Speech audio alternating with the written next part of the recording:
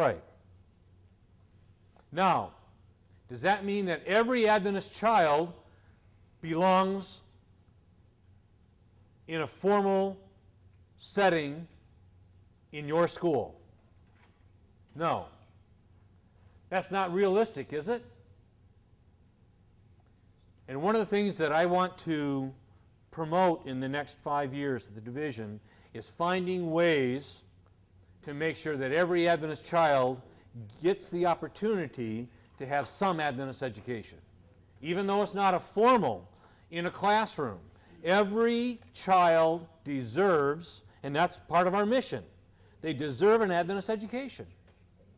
And we're right now in the process of writing in a cooperative way, which is a brand new word,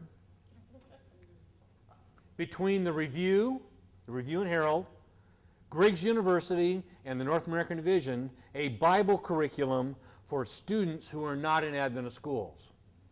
A homeschool Bible curriculum, K-12. It's about time, isn't it? It's not a catechism in which you go Wednesday nights to the church and get indoctrinated with Adventist, you know, the 27 fundamental slashes. But it's a Bible curriculum that parents can sit down with their kids and go through. There's a new initiative in Pacific Union in which we're looking at how we develop spiritual lifestyle in children. What does Barna say about, in his book, Developing Spiritual Children, Spiritual Champions, Making Spiritual Champions of Your Children? What's he say? What's the most productive time to teach kids about Jesus Christ? 6 to 13. 34% probability that if you teach children between the age of 6 and 13 that they'll accept Jesus Christ and make that a lifelong commitment. Between 13 and 21, I think it is, what happens? Drops to what? 9%, I think it is. 9%. After 21, what's the percentage? 6%. 6% probability that if you teach adults about Jesus Christ, that it's going to be a lifelong pursuit.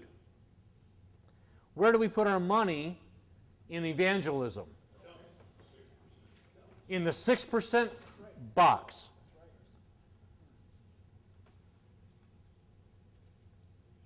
Six percent. And we leave the other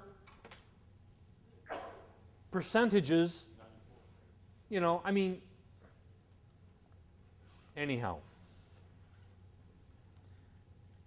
Every kid deserves some Adventist education. And that's part of our mission. 2 factors, acquisition and base management. What does that mean? What's acquisition? What's the first word of base management? Retention.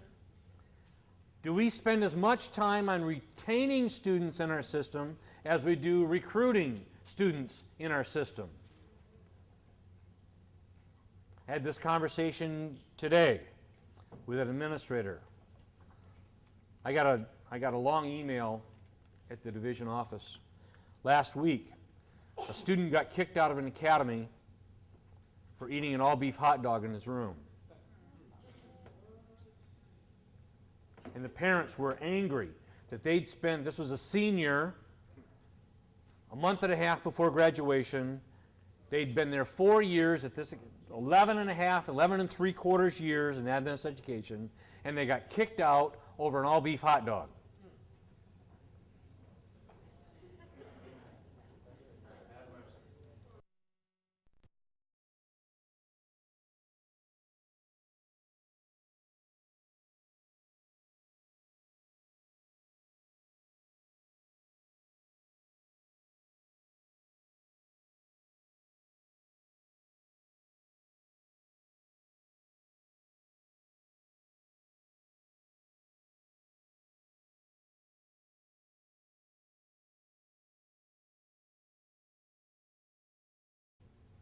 in their dorm room cooking hot dogs.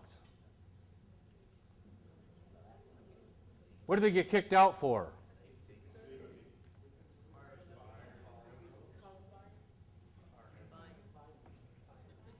Insubordination, number one, right?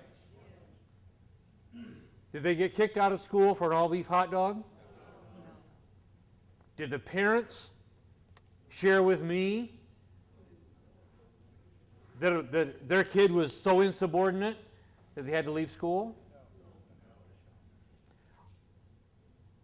Is there a way that that administrator could have dealt with this situation and saved this to be not where it's at right now? I mean, could have lowered the threshold of hurt? How?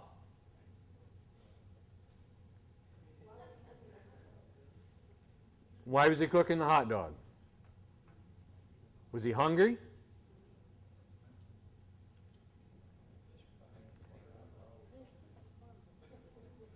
Different forms of discipline. Suspension. We don't know that.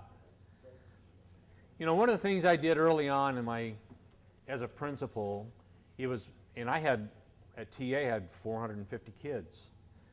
But I'd sit in chapel, and I'd sit up there in the front chair, and that first week I'd look out there, and I'd try to find the kids that I thought were going to be the biggest hellions that I could find in that campus. I'm serious. That's labeling. Some people say that's wrong. And I'd say, you see this one over here? There's a real problem right there. This guy, you can just look at him, you can tell he's going to be a problem. But he has potential. It's deep down there. We got to really dig, but it's there.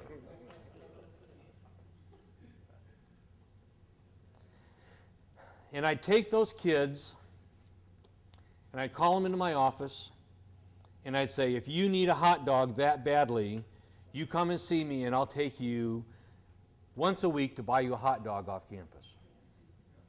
All beef.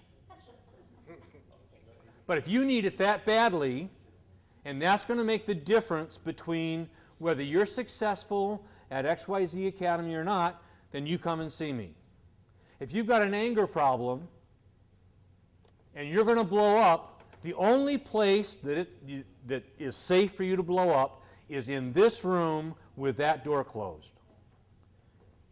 And you can say anything you want within reason in my office, and we'll work through it. I only had 3 kids in my career that left, I think, angry. And I kicked out more than 4 or 5, I'm afraid. I wish I could do it over again. You feel that way sometimes? I wish I could go back and deal with some of those issues again. But I didn't. I can't. I've had to apologize to a number of kids about how I treated them. But only 3 kids left angry. All the rest of the kids, by the time they left my office, they understood that their behavior had caused the separation. Is that a biblical?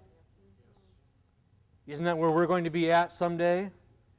Well, we will understand that the separation is going to be between us and Christ. It's going to be whose fault? Our own fault. And won't we understand that? And that we've caused that separation?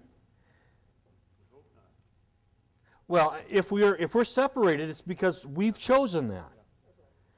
And kids need to understand that.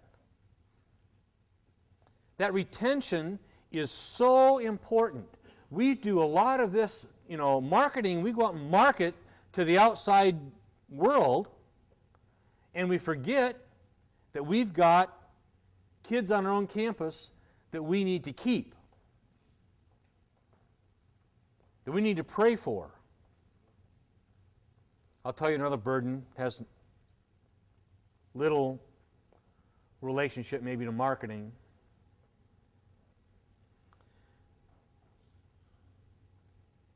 What's our mission? Why do we exist? Have that.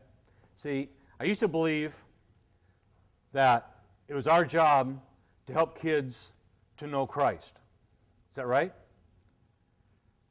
But then I thought, no, it's the devil knows. They have a knowledge. Knowledge isn't enough. They need to have a relationship with Christ. Is a relationship enough? Did Hitler have a relationship with the Jews? So a personal, positive relationship. Is that enough? Dave and I have a personal relationship. I count Dave as a friend. I count this Dave over here as a friend. Known each other a long time. John, Dennis, Jim, Peter, Stacy. You're my friends. I count you as friends. Marshall. But do we have a committed, personal relationship like my wife and I have? Is there a difference between Dave and I? Well, I hope so. Be careful here. No. You see where I'm going? It needs to be a personal. But is that enough? I spoke last week. I was a Sabbath speaker here on campus for the Addictions Conference. And I made this same analogy to them. We need to be dependent, committed, personal relationship with Jesus Christ. In other words, addicted to Christ. We do a really good job in the Adventist Church of standing up front in the pulpit and asking people to come to Jesus. And if you really believe in Christ, come on and meet me here in the front of the, in the front. And I'm not trying to make fun of public evangelism. Or weeks of prayer. Or chapels. Or assemblies. Or classroom worship. But friends, unless we begin to look kids in the eye one-on-one and ask them, how's your relationship with Jesus Christ? Let me tell you what he did for me today. Unless we do that, unless we put our hand on their shoulder, and I'm sorry, that's okay. Put your hand on their shoulder and look them in the eye and say, let's pray. One-on-one. And unless we do that, we are not doing what Christ would have us to do in our schools. Do you believe that? That's where it's at. It's not all the upfront stuff. It's that personal one-on-one relationship. And I would go so far as to say that if you feel that you can't do that as an administrator, at least to some of your kids, then you need to question whether the Adventist system is the best place for you to be. That's pretty strong. But I believe that. Because that's why we exist. That's our mission. And if we cannot fulfill the mission, our own mission within our own lives, then what are we doing? That's free. I don't charge extra for that.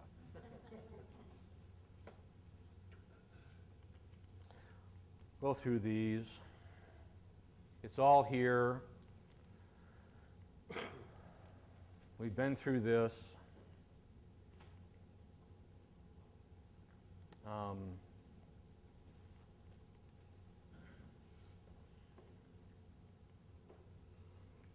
Do you believe that a good product sells itself?